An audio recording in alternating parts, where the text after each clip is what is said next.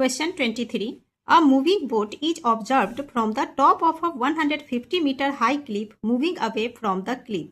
The angle of depression of the boat changes from 60 degree to 45 degree in 2 minutes. Find the speed of the boat in meter per minute.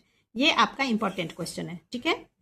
तो यहाँ बोला जा रहा है कि 150 metre का high Cliff है। मान लिया ये डिस्टेंस हमारा है 150 मीटर। तो ये क्लिफ है, ये हमारा एक क्लिफ है। तो इस क्लिफ के टॉप पर से, ये क्लिफ का टॉप ये वाला पार्ट हो गया, इस टॉप से एक बोट को ऑब्जर्व किया जा रहा है, ठीक है। तो मान लिया यहाँ पे एक बोट है, तो यहाँ टॉप से इस बोट को देखा जा रहा है, ऊपर से नीचे की ओर देख रहे हैं, तो एंगल ऑफ डिप्रेशन बनता है, इसमें तो कोई डाउट ही नहीं है। एंड ये आपको गिवन है 60 डिग्री।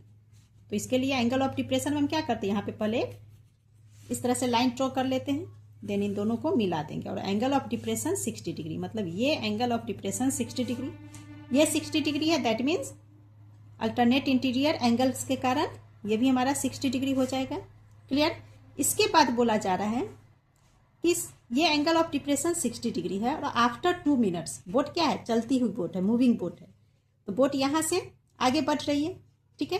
तो कहा जा रहा है कि आफ्टर 2 मिनट्स, 2 मिनट के बाद, तो मान लो 2 मिनट के बाद बोट यहाँ से यहाँ पे आ गई, ठीक है। तो ये हमारा डिस्टेंस क्या है, 2 minutes, after 2 minutes time. 2 minute के बाद यहाँ से बोट यहाँ पे आ गई, तब एंगल ऑफ डिप्रेशन 45 डिग्री हो जाता है। मतलब यहाँ से इसको इसे मिलाएंगे तो ये जो एंगल ऑफ डिप्रेशन बन रहा है ये 45 डिग्री है। दैट मीन्स ये भी हमारा 45 डिग्री हो जाएगा। तो हमें इस बोट की स्पीड बतानी है मीटर पर मिनट में। क्लियर। यहाँ ध्यान रखना आप, 2 मिनट के बाद पहले 60 डिग्री एंगल ऑफ डिप्रेशन बन रहा है और after 2 minutes angle of depression बन रहा है 45 डिग्री का, ठीक है। तो हमें बोट की स्पीड बतानी, और स्पीड इक्वल टू क्या होता है, डिस्टेंस अपॉन टाइम, ठीक है। तो क्वेश्चन को सॉल्व करते हैं, बट उससे पहले नेमिंग कर लेते हैं जिससे आसानी हो। इस पॉइंट को मान लिया ए, बी, ये हमारा सी एंड ये हो गया हमारा डी। ओके। तो यहाँ पे हमारे पास 2 ट्राइंगल ऑलरेडी है, A B C triangle and A D B triangle, ठीक है। ए बी सी ट्राइंगल में देखो ये हमारे पास 150 और यहाँ एंगल 60 डिग्री। तो यहाँ पे इस परपेंडिकुलर और बेस को लेकर क्वेश्चन को सॉल्व कर सकते हैं। 2 मिनट में सी से डी पे आया है, ठीक है। तो यहाँ पे इस बी सी के डिस्टेंस को हम फाइंड करेंगे पहले। ओके।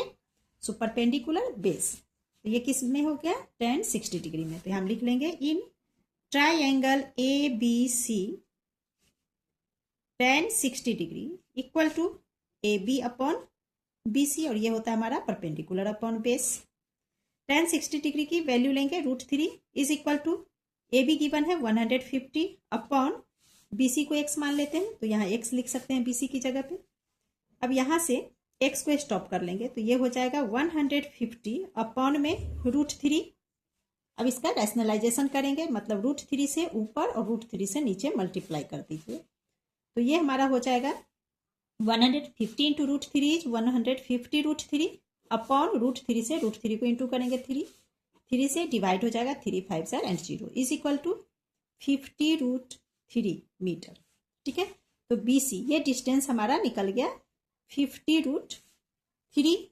अब हम इस बड़े वाले ट्राइंगल को लेंगे, ए बी डी ट्राइंगल को। तो यहाँ पे एंगल है 45 डिग्री, सो पहले लिख लेंगे यहाँ पे in triangle A B D tan 45 degree is equal to, again इस बड़े वाले ट्राइंगल में परपेंडिकुलर ए बी है जो कि 150 मीटर है, सो हम लिख लेंगे यहाँ पे ए बी अपॉन, यहाँ पे बेस हमारा हो जाएगा बी डी, सो अपॉन में बी डी। tan 45 डिग्री की वैल्यू होती है 1, so 1 is equal to A B की वैल्यू लिखेंगे 150 अपॉन बी डी। तो यहाँ से हमें बी डी मिल गया, B D is equal to 150 metre. अब यहाँ फिगर में एक बार समझ लेते हैं। देखो बी डी आया है 150 मीटर, ये हमारा फिगर है। तो बी डी, बी से लेकर डी, ये पूरी डिस्टेंस है 150 मीटर, ठीक है। ए बी है 150, बी डी हो गया 150 मीटर। और ऐसे भी आप याद रखना कि ये हमारा एक राइट एंगल ट्राइंगल है, ठीक है। तो एक राइट एंगल ट्राइंगल में परपेंडिकुलर और बेस ऑलवेज इक्वल होता है। सो देखो ये 150 आती है, ये भी हमारा 150। क्लियर। नाउ आगे बढ़ते हैं, और ये हम डिस्टेंस फाइंड कर रहे हैं।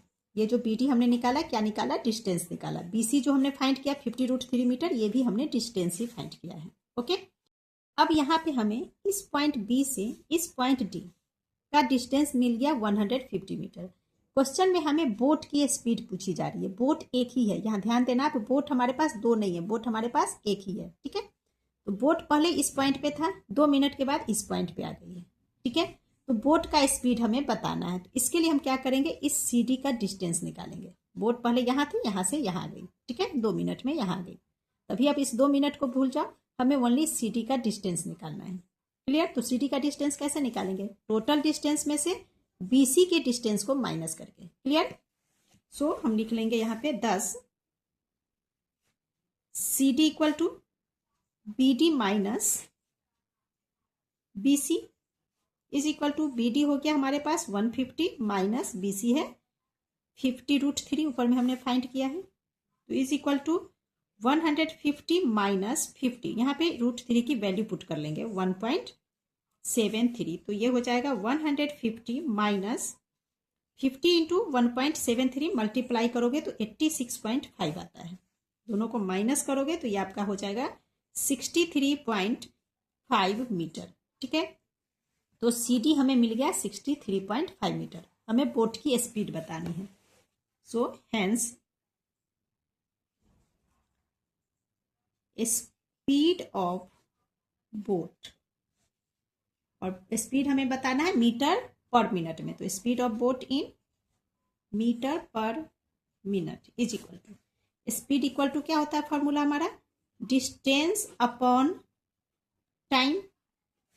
ठीक है, तो इज इक्वल टू डिस्टेंस हमारे पास है 63.5 मीटर अपॉन टाइम हमारे पास है 2 मिनट।